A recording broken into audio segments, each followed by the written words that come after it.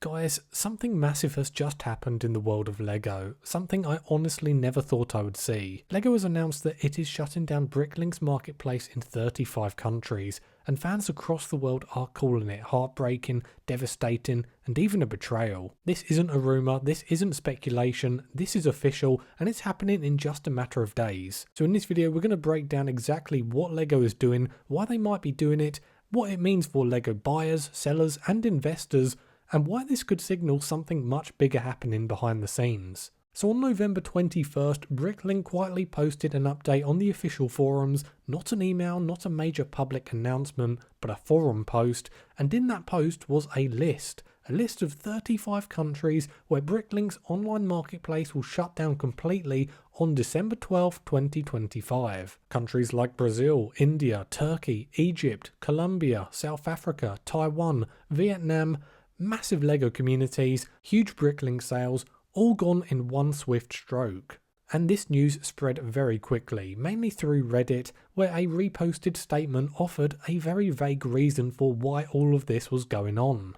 We don't currently have the resources to support marketplace operations in these areas at the same level as everywhere else. No deep explanation, no warning, no direct message to sellers whose stores rely on Bricklink for their livelihood. And as you can imagine, there was a lot of anger directed back at LEGO and back at Bricklink because of this debacle, and honestly, it is completely understandable. People have spent years building their stores, years building reputation, feedback, inventory, loyal customers. Some even turned Bricklink into their full-time income. One seller from Brazil said this decision was really heartbreaking.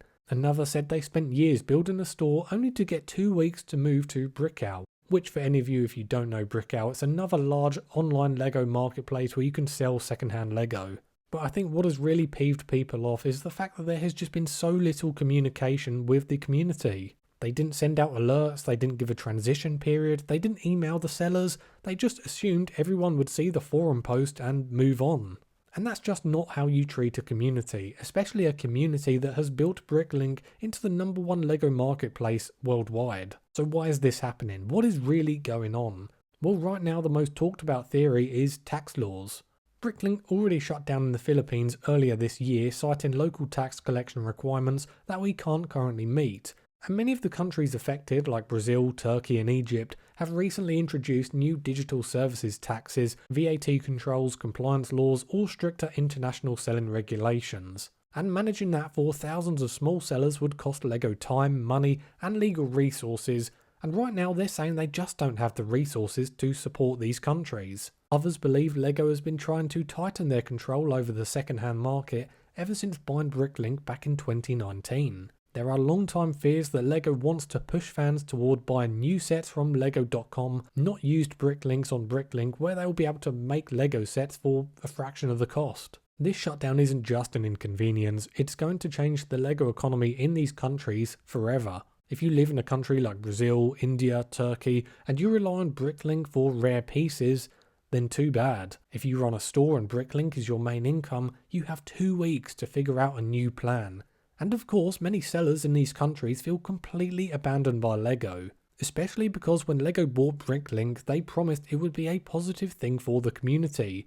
Now many feel like that promise has been broken. For me personally, I think the situation is part of a bigger trend. I mean, LEGO is tightening control, making big, bold decisions, and not always communicating clearly with the community. In just the last few years, we've seen rising prices, quality issues, we've seen controversial decisions like introducing smart bricks in 2026, and now we're seeing LEGO pull out of entire regions of the world in the secondary market. It makes you wonder, is LEGO preparing for something big? Are they trying to centralise everything? Or is this the start of a long-term shift in how LEGO handles the second-hand market? Bricklink's own admins say they're reviewing their options and maybe one day LEGO will return to these countries. But right now, the shutdown is real, it's sudden, and it's shaken up the LEGO world more than anyone expected. This is such a huge blow for fans, collectors, mock builders, investors, and some of the most talented and passionate LEGO communities on Earth. So let me know down in the comments, guys, do you think LEGO has made the right call here, or is this a massive mistake? Because honestly, this one just feels different, and to me, it feels wrong. but I'd love to know your thoughts and opinions. Let me know down in the comments. If you have enjoyed this video, be sure to hit the like button and subscribe to the channel for more LEGO content.